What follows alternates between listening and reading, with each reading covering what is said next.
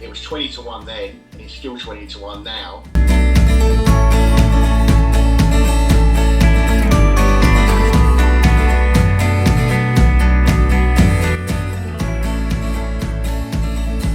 Good morning and welcome to Racing AM. This is our highly anticipated first episode. Our first episode was actually supposed to go out last weekend.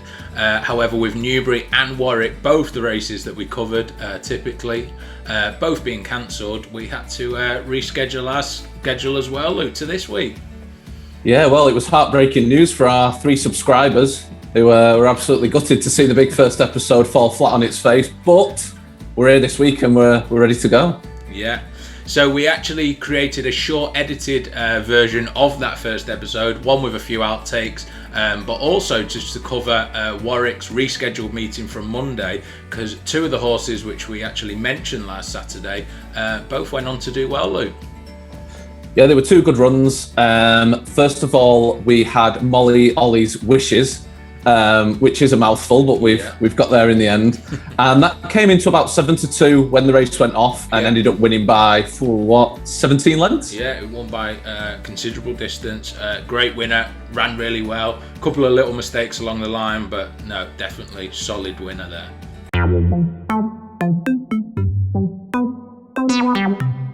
It's called Molly Ollie's Wishes, so it is a mouthful. Definitely a mouthful. Great name. And she's going to take them apart and complete her hat-trick as Dan and Harry Skelton complete their hat-trick on the day at Warwick in the St Mary's Land Warwick Mares Hurdle. And the second one was Admiral's Secret, which I think when we mentioned it was 14 to 1, it actually ended up drifting on the day and went off at 16 to 1. But it romped into third. It was going very well at the end. Yeah, well, to be honest, who knows, with an extra 100 to 200 yards, I reckon it might have actually got there. Obviously, it was a long race, so who knows, how the outcome could have gone. But yeah, it definitely was getting close towards the end. One to keep an eye on for the future, I think. Now, something that we are excited for this episode is, of course, you and I are just fans of racing, by no means expert. But we do enjoy sharing an insight and what we think is going to happen and everything else. But we have actually managed to arrange an expert this week. Yeah, we've got Jamie who's going to join us today. So he, alongside his regular job, does do gambling from a professional point of view. And yeah, he has quite a lot of success. Helped us quite a few times throughout the year, Luke. Looked after us a couple of times over the years, and he's quite excited to share a tip for this weekend, but also give us a little bit of an insight into Cheltenham, which is now only 4 weeks away. Yeah, exactly. We obviously are going to do a big build up to Cheltenham. We will have some big shows around Cheltenham. We're working on a plan whether we're going to do a show every night or every couple of days, but whatever it might be. But yeah, we're definitely going to get a good start and a good insight into Cheltenham from Jamie. Sounds good. Right, well, today's coverage, we have got ASCOT, HAYDOCK, and then we've just got one at Wincanton, haven't we, as well? Yeah, one possible winner, hopefully a one winner. Pick. And yeah, and then we're going to cover the rescheduled meeting from last week, which is going on Sunday at Newbury. We've got the 3 main races there, the Denman Chase, the Game Spirit, and the Betfair Hurdle. So let's get cracking. Before we get right into it, it's always important to know how the ground is at each race day. Yes, so without further ado, let's head over live to the racetrack today. We've got our good friend of the show, Clark the Clerk. It's soft out here today. I've had the covers on overnight. What a chore. Speaking of chores, check out the new chore range from Muck Boots. You won't be disappointed. #ad. Lovely wellies there, Clark. Lovely to see he's got the right footwear on for the soft ground that we're going to be expecting today, guys. But less of the messing around. Let's get to the racing.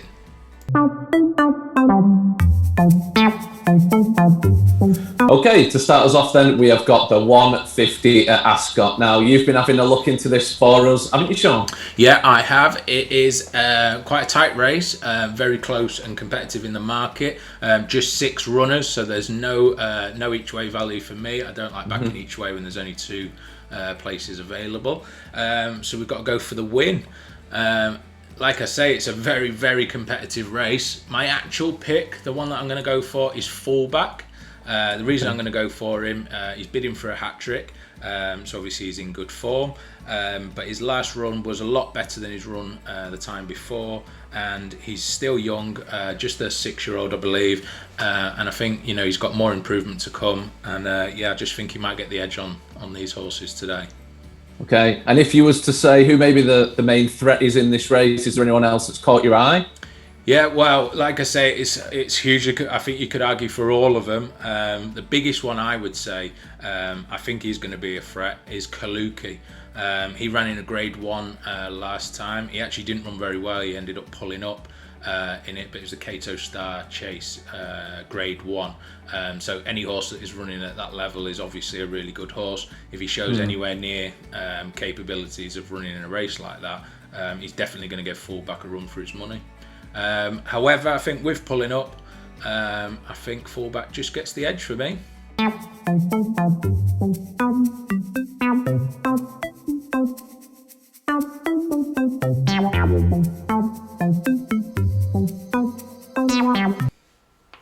And staying with ASCOT, we've got the 3 o'clock next, and you've been having a look into this for us, haven't you, Sean? Yeah, I have. It looks a good race on paper again. Obviously, plenty of runners running in this one.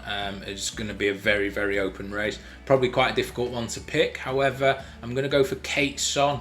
That's the one I'm going to pick. It ran against the favourite Arrivederci last time.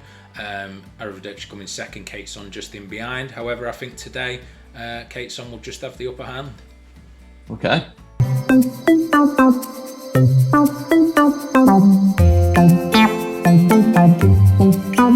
From Cateson in second, over the last, and a good jump by Craig Niche, clear of Cateson, then Arrivederci, followed by Dawn Levant and the weakening Paddy's motorbike, and Craig Niche, just a novice, first handicap today, drawing away off a lightweight, goes 6-7 lengths clear, and Craig Niche comes away in taking style to win. From Arrivederci in second, Cateson back in third, and Dawn Levant in fourth.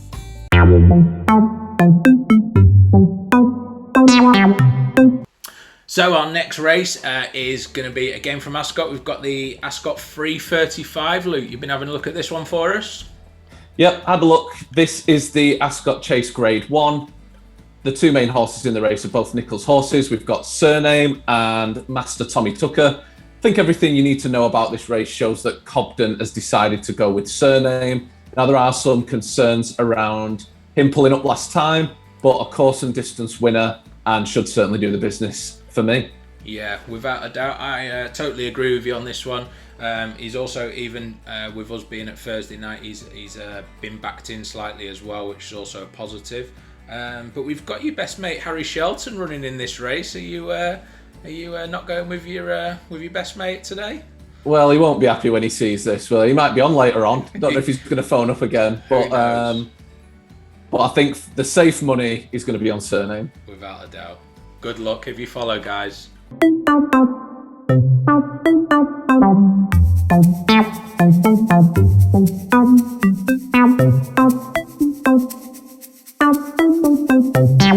$205 at Haydock. What do you think of this one, Sean?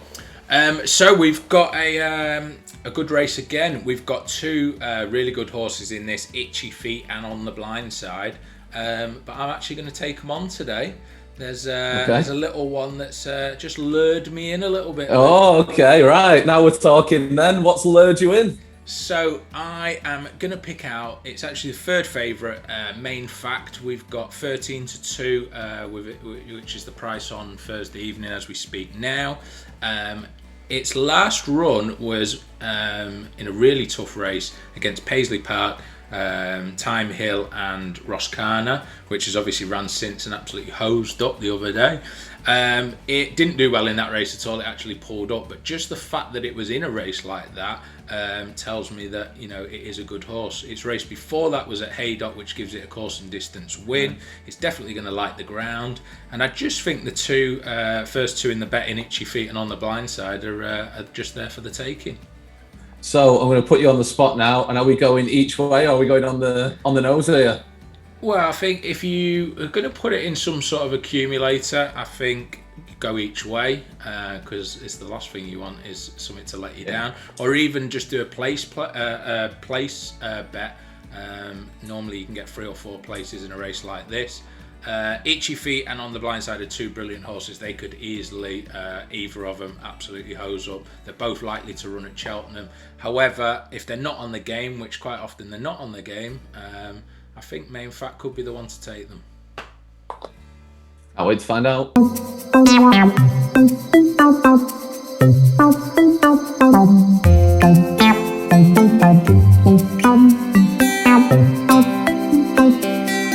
Race from Haydock is the 240, and Luke, you've been having a look at this one for us? Not a chance. Oh. He's the favourite in the race at 4-1, and the last time he ran, he was up against Achille. Now, Achille is also in this race, and they came first and second. Not a chance currently priced at 4-1, with Achille out at 12-1, and there was literally a neck in it last time out. So the value here in this race is going to be on Achille. Can it win the race? Possibly. Last time it had its first race back after 14 months out, and it's hopefully only going to improve from there. So I think not a chance is here for the taking in this race, and my money will be going on Achille. Yeah, well, like you say, at 12-1, what a great price. We can definitely have a go each way. There's more than enough runners to get 3 places. With some of the bookies, you might be able to get 4 places. We're taking on the favourite and actually fancying it. So maybe have a little go on the nose. It's slightly better off in the weights than it was last time. And I think the main point that you made is the 14 months off. Horses only go and, or most horses go on and improve from their first race. Looks like a good one, mate.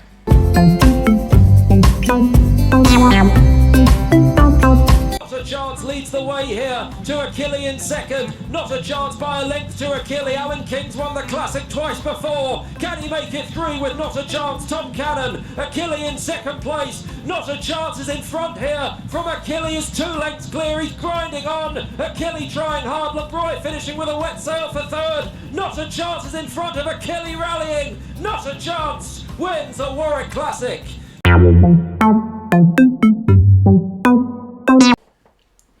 And our next race from Haydock that we're going to cover is the 425, Luke. You've been having a look at this one for us?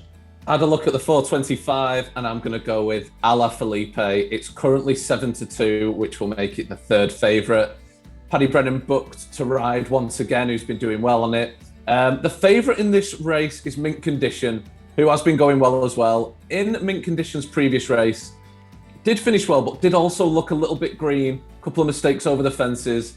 Now, Ala Felipe has certainly got a mistake in them as well. However, they really can rally through the gears at the end of a race. They get 2, 3 fences out. They look like they're coasting, and then when it gets time to go, this horse can go. So do expect it to be a 2-horse race alongside Mint Condition, and I think them 2 will battle it out well. One mistake could be costly in this, so I'll be very interested to see how they go. But for me, money is Ala Felipe.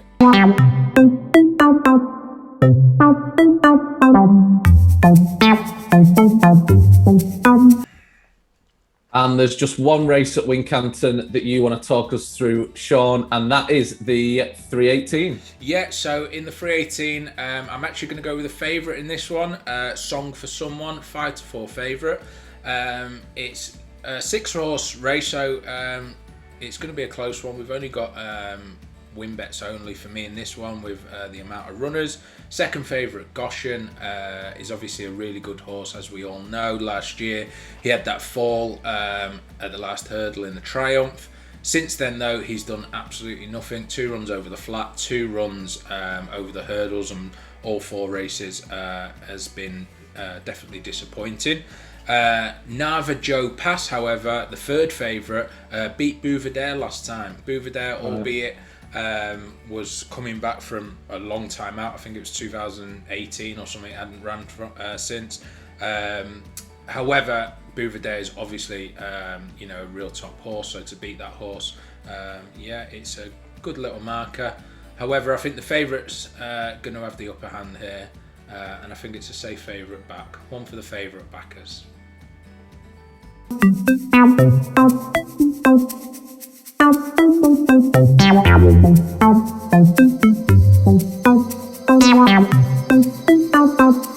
now we will cover Newbury, which is the Sunday. So we've got the 2:25 Denman Chase.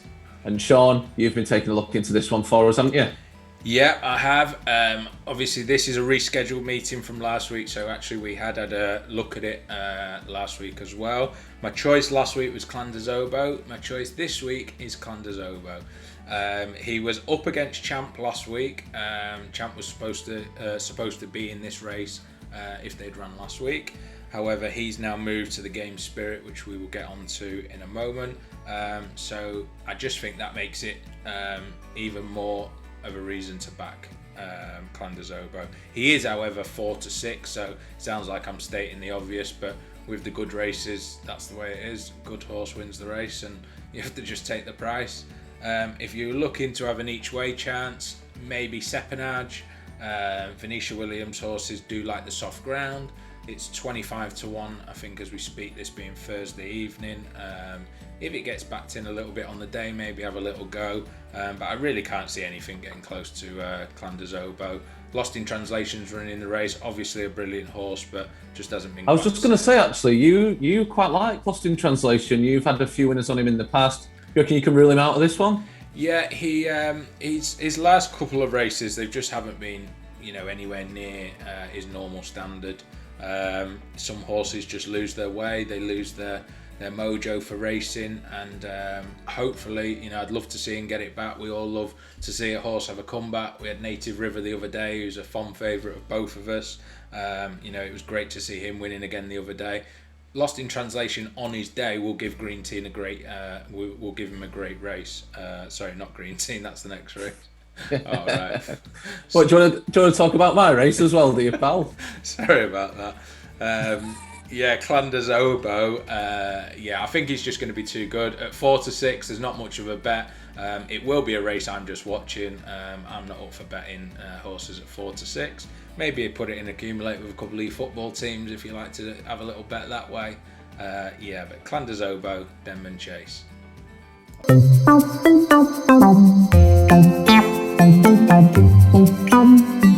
Staying at Newbury, we've got the 3 o'clock now. We've got the Game Spirit. We have Champ, who was up against Clanderzobo in the Denman Chase last week if Newbury was on. However, it's been moved to this weekend, and he's decided to change races. I say he, probably the horse didn't choose. I'm sure it was down to the trainer. But they're taking on Green Teen this time, who is obviously a really good horse. 2-horse race for me, Luke. What do you think? Yeah, interesting decision to move. I would have actually still fancied Champ against Clanderzobo as well, and will still fancy him against Green Teen. So he's 4 from 4 at Newbury. Very good track record there. He's won the RSA last time out. Also rallied back from around 8 lengths deep in the field.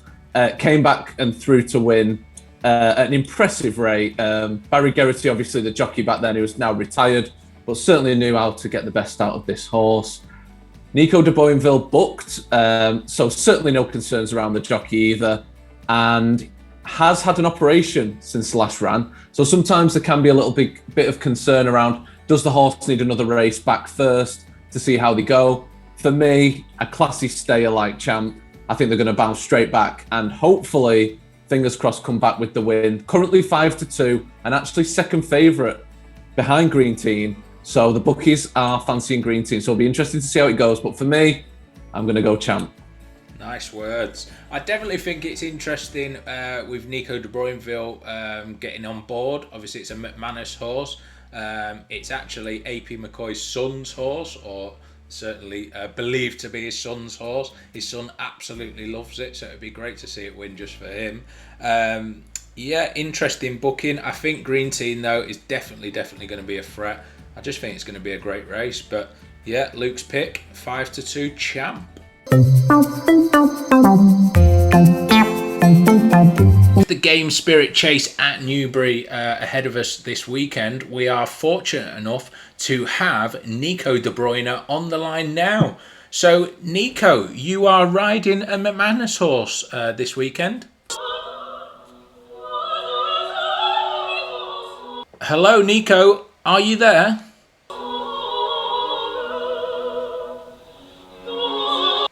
Nico, are you there at all? Sorry guys, can't chat right now, just unwinding, ready for the weekend. Ooh, this is the best bit. Oh, it looks like Nico de Bruynville's actually busy at the moment, so hopefully we'll be able to get him back on later on in the show. Sorry about that, guys.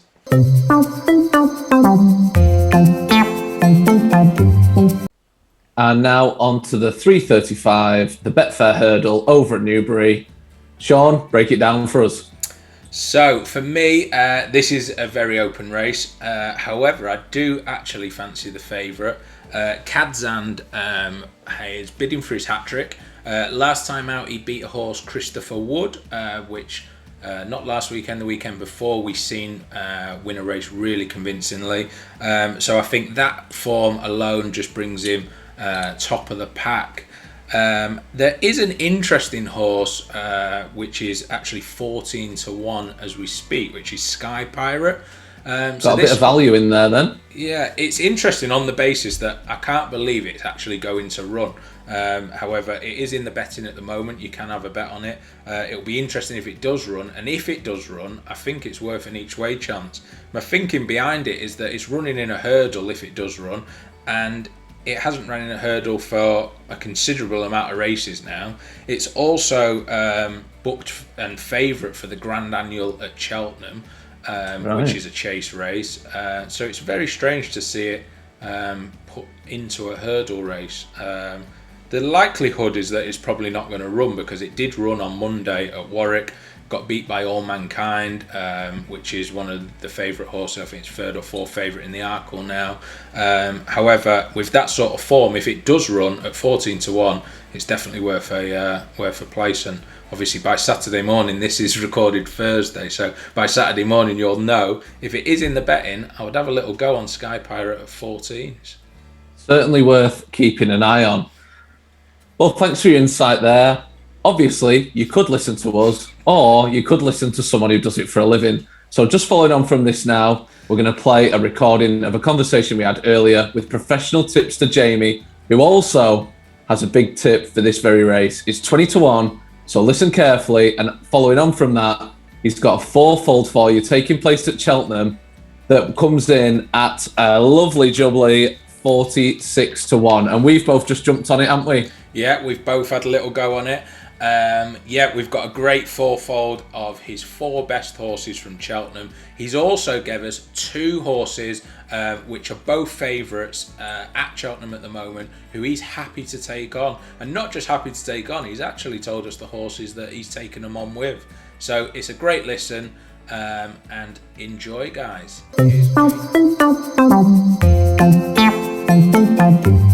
We're joined with Jamie.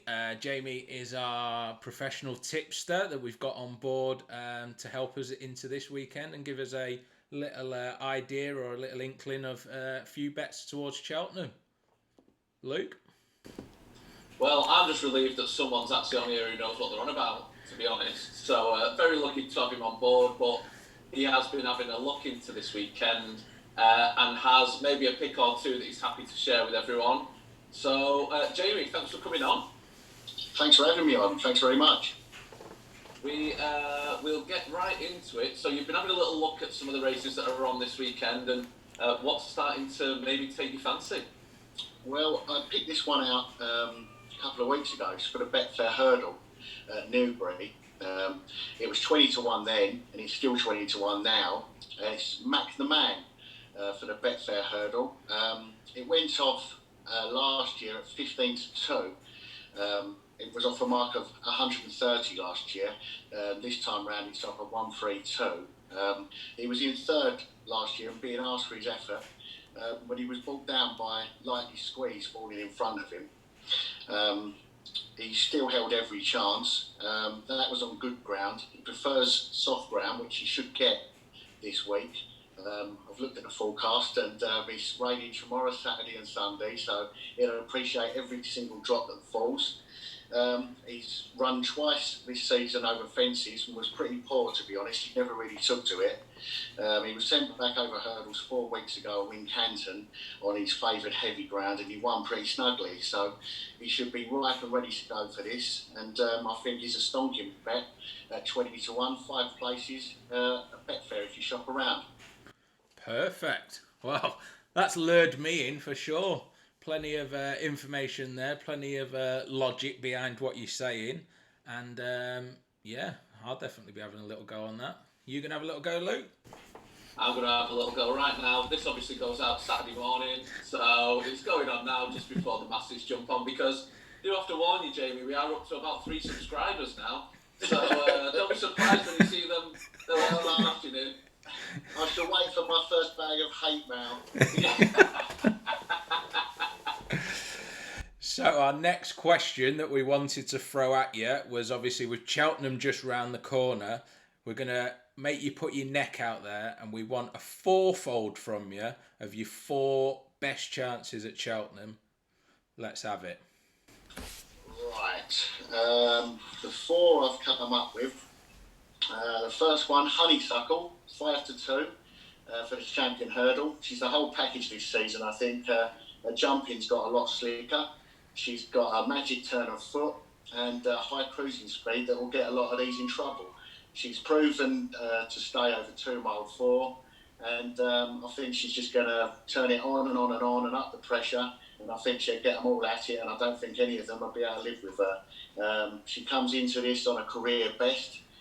Epperton, her main rival in the market, comes on the back of a really disappointing effort and has it all to prove, even though she won this last year. But Honeysuckle for me at 5 to 2, I think is by far the most likely winner. What about the ground with Honeysuckle compared to Epperton? Do you not think the ground is more likely to be in favour of Epperton? Honeysuckle does favour probably soft ground, but she does go on anything. She's pretty ground versatile. Epperton probably prefers sort of good to soft grounds, but I mean at the moment, it's soft ground about, 4 weeks out. The way the weather is, I can't see it trying too much to make a massive difference anyway.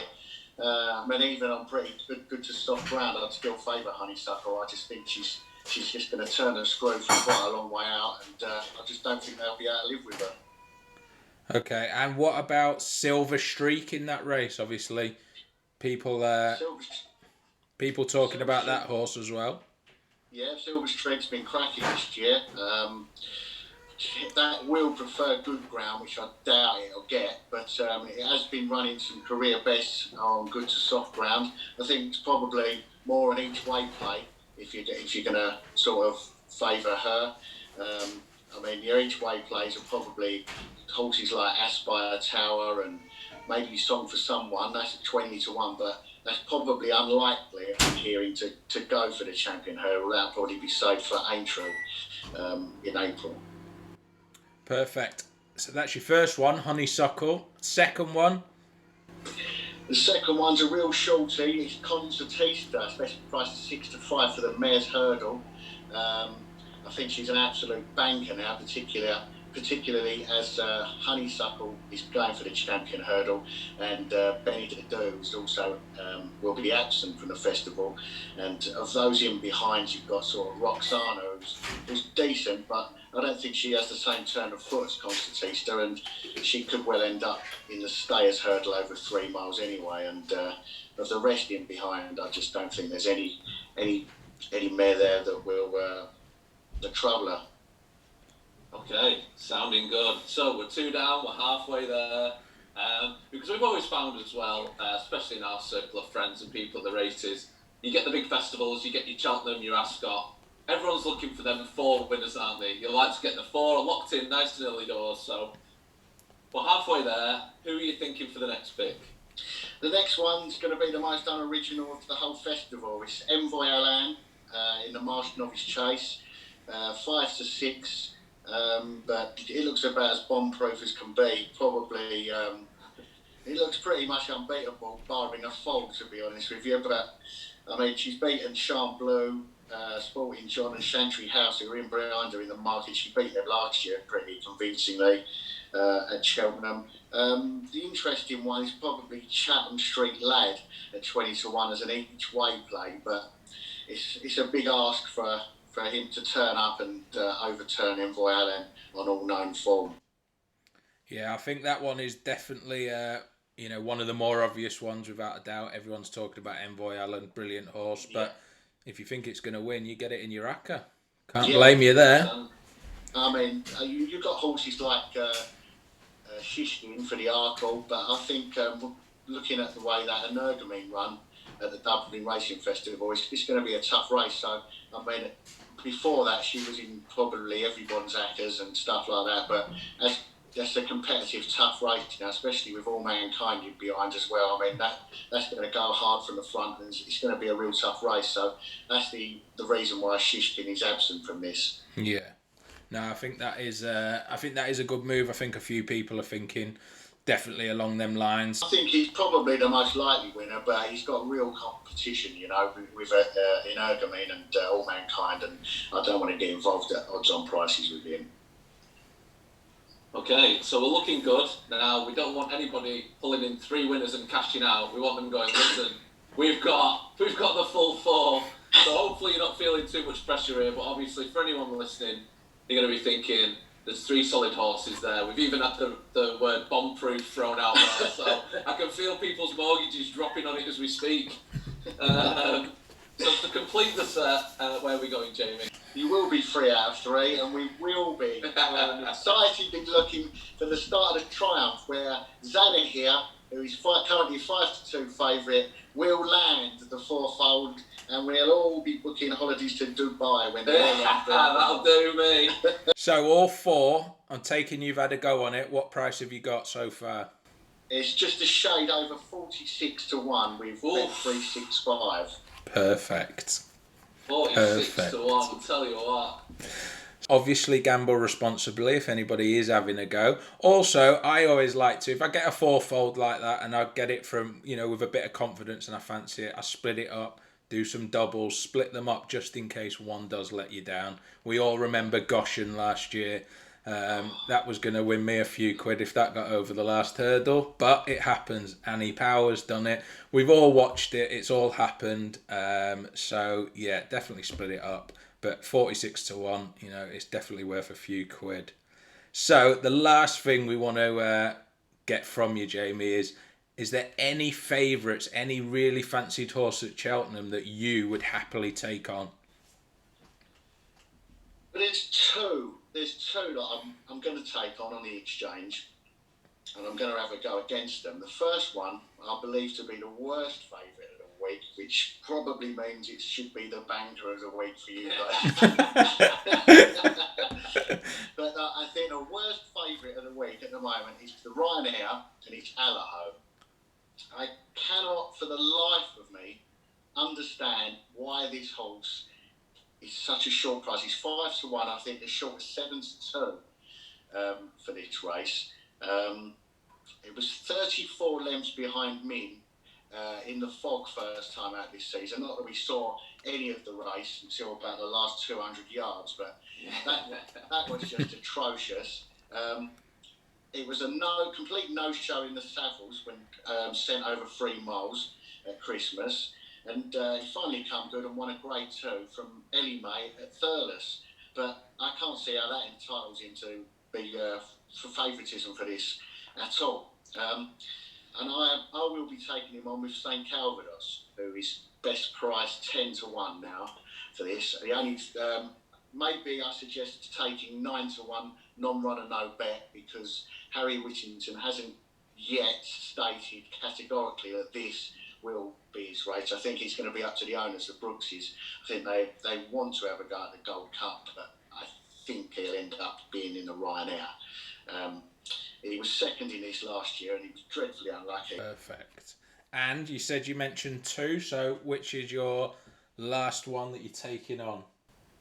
The last one I'm taking on is Gallard du Mesnil in the Ballymore. He won last week and everyone's gone bananas about him being a champion hurdle horse next year, and he was immediately installed as the favourite for the Ballymore. But looking at the form, I think it was a total overreaction to the performance, and I think it's been a bit overhyped, and it's just a shade over 3-1 against a couple of real decent ones in Bob Ollinger and Brave Man's Game. And I think those two have better form.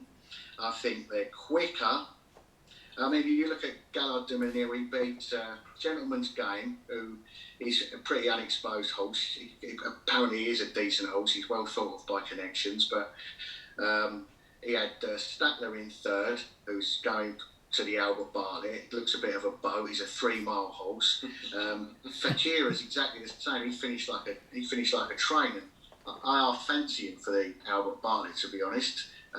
But they're a couple of 3-mile horses, and you've normally got to have a little bit of pace to win a Ballymore. Even though Brave Man's Game is a kind of chasing type, Paul Nicholls has already stated that.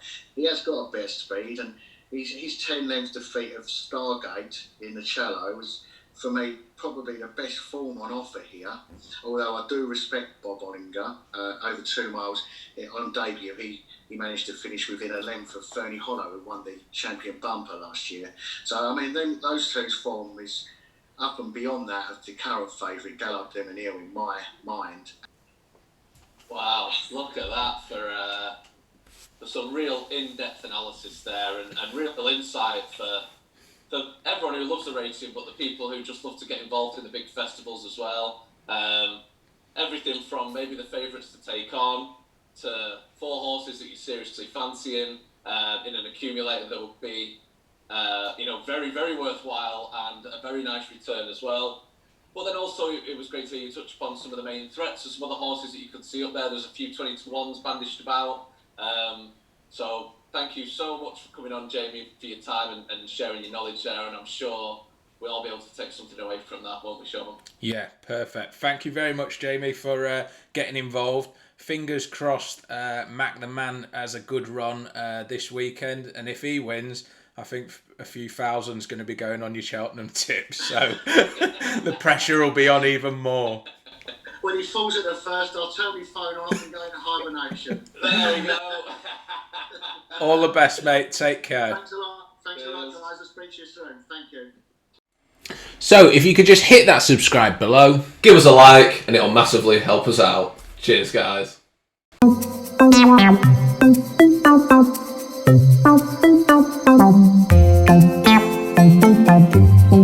you.